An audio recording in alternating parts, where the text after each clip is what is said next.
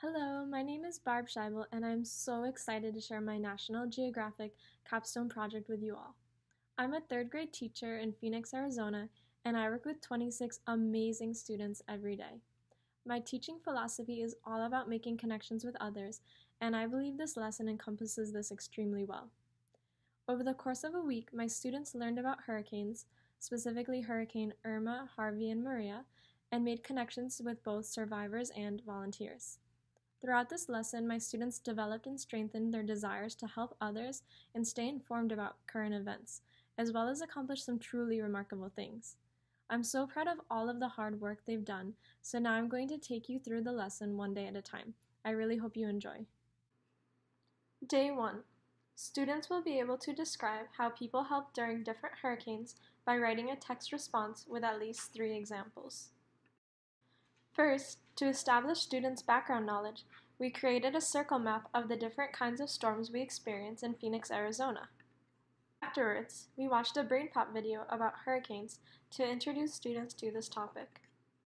Next, students read an article from Achieve 3000 about the different ways people have helped others during the different recent hurricanes. Last, students wrote a text response describing how people helped others during the recent hurricanes using at least 3 examples. In relation to the National Geographic Learning Framework, today was all about sparking students' curiosity about natural disasters and the ways that you can help during them. In addition, students began to learn about our living planet by learning about how hurricanes form. Day 2. Students will be able to write a letter to a hurricane survivor using correct letter format. To prepare for today, I reached out to an educator that lives in Puerto Rico and asked for her address so that my class could write letters to her as well as others in Puerto Rico that were affected by the hurricanes. She agreed, and so each student wrote a letter. My students were so excited to connect with someone who lived in a different part of the world, but the coolest part of this day was that my students were inspired to not only send letters, but supplies as well. So, along with the letters, we sent various items such as batteries, solar-powered lights, mosquito repellent, fans, and chargers. Today aligned with the National Geographic Learning Framework in many ways. First, students were responsible for constructing a well-written letter. In addition, students became empowered with this activity by suggesting that we send supplies as well. Students collaborated with their peers about how to write their letters, and they communicated with people in Puerto Rico by sending these letters. Students will be able to discuss the hurricanes and their effect with a survivor by writing and asking 2 questions. Today, students worked with a peer to come up with 2 questions to ask a hurricane survivor. Their questions had to be centered around the hurricane and the effect it has had.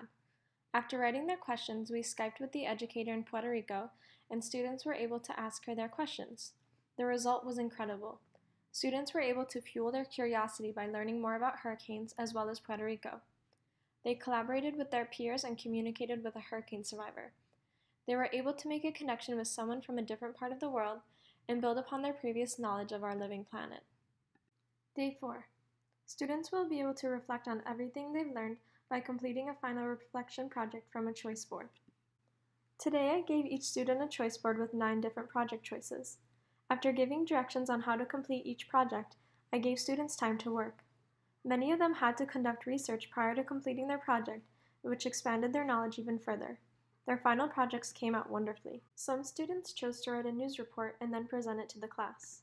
People had to stay in their basements and no food. Others wrote a story from the point of view of a hurricane survivor. Some researched safety tips for hurricanes and then created a brochure. Some chose to draw pictures depicting the type of damage that hurricanes can create. A few students that were interested in learning about other natural disasters researched a different one and then wrote a compare-contrast essay about hurricanes and the natural disaster that they researched. I have a few students that are interested in poetry, and so they chose to write a poem from the perspective of a hurricane. I had one student track the path of Hurricane Maria and then create its path on a map. I had some students that were interested in creating a model of a hurricane, and so they researched different types of simulations and then carried out the project. Last, I had some students that were interested in creating a PowerPoint presentation about hurricanes, and so they conducted research about them and then created their slides to present to the class. My students' final reflection projects align with the National Geographic Learning Framework in many ways. First, students were able to select a project that they were curious about. Next, students were responsible for conducting research and completing their project. Also, students had to communicate and collaborate with their peers while working on their projects. Finally, students learned more about our living planet. After my students completed their final reflection projects, they didn't want their experience of learning about other cultures and speaking to people from other places to end. So afterwards, we began a lesson learning about other cultures on pen pal schools, and my students received pen pals from all over the world. They love learning about different places from different people and have developed a respect for how other people live their lives as well as their beliefs. This capstone project has completely blown my mind from all my students have been able to learn and do, and to see how it sparked their curiosity to continue learning about other places and people in order to become global citizens in this world. Thank you so much for taking the time to watch this video, and if you have any questions or comments, I would love to hear from you.